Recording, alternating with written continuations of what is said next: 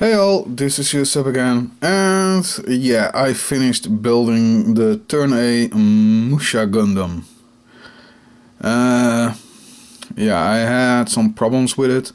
I finally tried my hand at painting again, for which I tried masking up parts which shouldn't be painted, especially here on these spikes.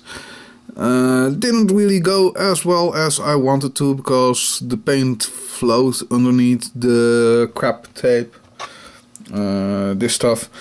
So I think perhaps I used the wrong stuff to do this. I'm not sure.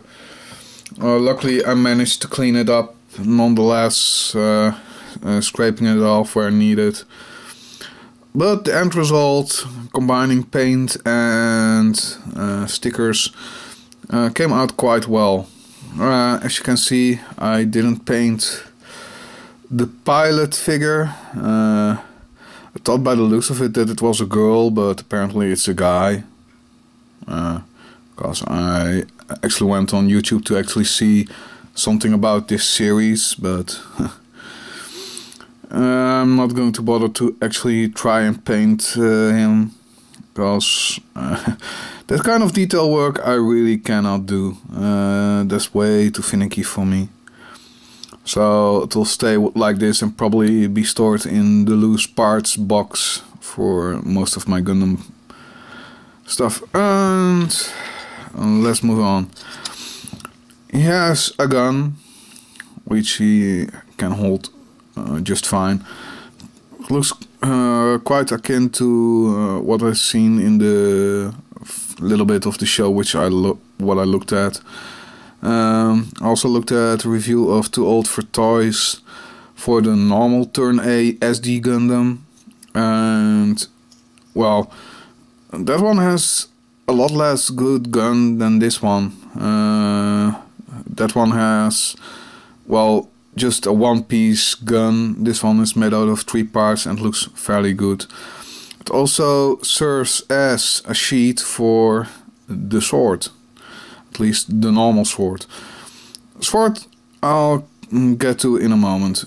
Due to the pack, you can store it on the back of this Gundam, but due to the fact that I have those spikes on the back and intend to put them back there after this review, I can't store them on them, so this thing as well will get stored away. Now for the Gundam itself, and it's looking very spiffy. Did some paint job, the red mouthpiece, the red on these parts, the red here on the shield, and the sword itself I painted red as well. Let's take a moment, try and get this off. Perhaps you saw it, but some red paint dust fell off. Yeah, as you see, it was well painted, but just putting it into the effect part scratches up the paint. It's a very tight fit, so I'm going to put it back in there and probably never going to take it out again. I like the effect part too much anyway. So it fits in snugly. I could perhaps use less bright red for this, but oh well. It looks decent this way. You have the shield, which is held on by this little plug which you can remove for its alternate modes. Yeah, as you can see, you still see some of the paint which I tried to scrape off, which flowed over. I had so much paint flow into the back that I painted it red entirely. Yeah, a bit simple shield. I'm not sure if it's supposed to be held this way or this way. I'm not very proud of this. I'm not really sure if it will show up, but there's a lot of scuffing on it. I'm not too fond of it. But It can combine with these parts on his back in several ways. You can use it as a weapon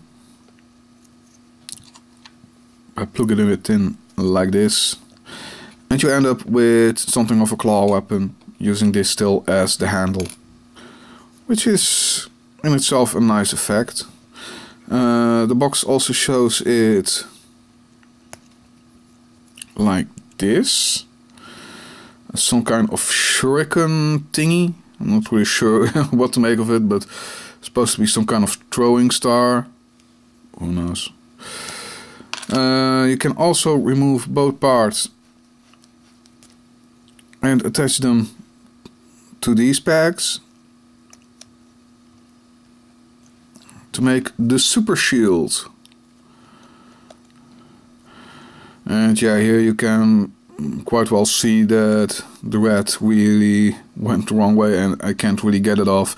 And scratching it results in the silver paint and the gold paint at the same time getting scratched off, and it's nasty type of white underneath. That's why around his mouth part I went over with black Gundam marker, so you don't notice that the paint got scraped off there. That was really nasty looking. But yeah, anyway, here you have the super shield. You can use this plug to peg in here or here, so he can hold it. But yeah, it's a bit too big to really be held by him. And then there is the Gundam itself. It has two different chest pieces, pretty much like the other SD Gundam. Instead of having this, well, I think rope suit thingy, which is with the normal Turn A SD Gundam, is an open chest with missiles. You get this. Yeah, you get big silvery stickers over this chest piece. I'm not completely fond of the look of it. I might just remove it, and well, trying to paint it silver is probably out of the question. But perhaps what's black on here, I might just paint in black with the Gundam marker on underneath here and forgo the silver part. Let's just keep this on it. Another major difference is the giant moustache V-fin, which looks fairly epic. I painted it gold on the inside, and that was the same silver as in here. Articulation, his head can rotate but is limited by the shoulder pads. If you put these down, he should be able to rotate fully. The eyes are stickers, of course. Has rotation in the shoulders and easy to remove shoulder pads because they only slide on. Nothing that really pegs them on very securely. The lower arms can rotate. It has hollow fists, but that isn't really a big issue because the sleeve covers it up quite well. No outward motion, just this rotation and this rotation, that's it. He has waist rotation, but it's limited by the limbs somewhat. Nothing too impressive. And the two little feet also can only rotate on a swivel joint inside. Altogether, articulation of this one, yeah, it's a very old kit as far as I understand it, so I can't really blame it.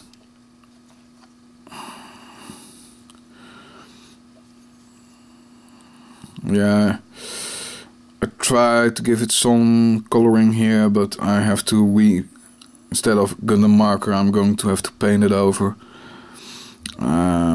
Yeah, as you can see, you have 4 peg-on places for the gun and those spikes.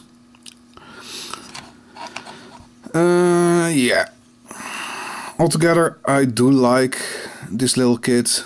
It looks very cute, and giving it a bit of paint really helps it out. I didn't apply the forehead sticker, I didn't really like it, so I'm going to keep it like this. This was Eucep. Thank you all for watching, and I'm going to go on with my next Gundam kit.